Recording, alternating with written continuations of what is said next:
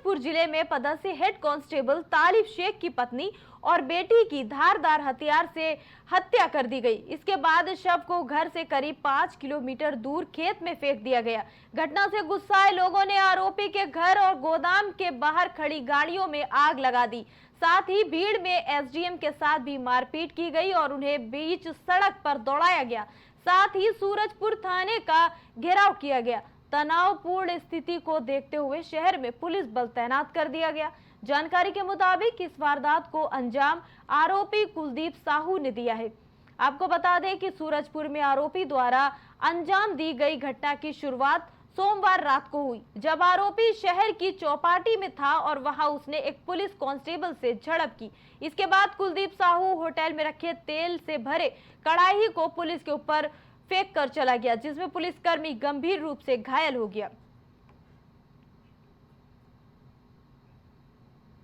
दिल्ली में वायु प्रदूषण की समस्या से लोगों को राहत दिलाने के लिए सरकार एक्शन मोड में है। दिल्ली सरकार ने प्रदूषण नियंत्रण करने के लिए 21 सूत्रीय विंटर एक्शन प्लान जारी किया है। इस प्लान के तहत 1 महीने का एंटी डस्ट पोल्यूशन कैंपेन चलाया जाएगा। प्रदूषण पर रोकथाम के लिए एंटी डस्ट अभियान के तहत दिल्ली के पर्यावरण मंत्री गोपाल राय ने पीतमपुरा में बन रहे स्पोर्ट्स कॉम्प्लेक्स की कंस्ट्रक्शन साइट का औचक निरीक्षण किया है। नियमों का उल्लंघन होने पर कंस्ट्रक्शन कंपनी पर 50,000 रुपए का जुर्माना लगाया। साथ ही पर्यावरण मंत्री गोपाल राय ने यह कहा कि दिल्ली में आज से पटाखे बैन होंगे। दिल्ली वालों से सहयोग की अपील करते हुए उन्होंने कहा कि पटाखों का इस्तेमाल ना करें। जम्मू कश्मीर में विधानसभा चुनाव संपन्न होने के बाद अब सरकार गठन की तैयारियां चल रही हैं। इसी के साथ घाटी में 6 साल से लगा राष्ट्रपति शासन अब हटा लिया गया है। जम्मू कश्मीर विधानसभा चुनाव में नेशनल कॉन्फ्रेंस गठबंधन ने जीत हासिल की है। उसे 49 सीटों पर जीत मिली, जबकि बीजेपी के खाते में 29 सीट आई हैं। जम्मू कश्मीर में पिछले विधानसभा चुनाव 10 साल पहले 2014 में हुए थे। चुनाव के बाद बीजेपी और पीडीपी ने गठबंधन करके सरकार बनाई थी, लेकिन 2018 में बीजेपी के समर्थन वापस लेने के बाद सरकार गिर गई और महबूबा मुफ्ती ने सीएम पद से इस्तीफा दे दिया था।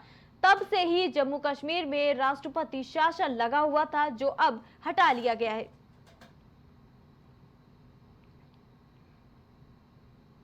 मुंबई में शनिवार को एनसीपी अजीत पवार गुट के नेता बाबा सिद्दीकी की गोली मारकर हत्या कर दी गई। इस घटना के बाद सुरक्षा को लेकर बड़े सवाल उठे हैं। विपक्ष शिंदे सरकार पर हमलावर है। वहीं इस घटना के बाद समाजवादी पार्टी के नेता एसटी हसन ने बड़ा बयान दिया।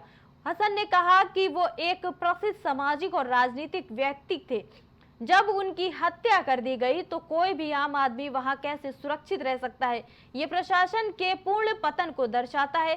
भारत में 2 व्यवस्थाएं समांतर चल रही हैं। एक सरकारी व्यवस्था है जिसका मुखिया प्रधानमंत्री है और दूसरी है अंडरवर्ल्ड व्यवस्था, जहां सत्ता के लिए गुंडों के बीच लड़ाई है। ये चिंता का विषय है कि सरकार होते हुए भी पुलिस है और किसी देश में सेना अंडरवर्ल्ड व्यवस्था कायम कर रही है। ये प्रशासन की पूरी तरह से विफलता है।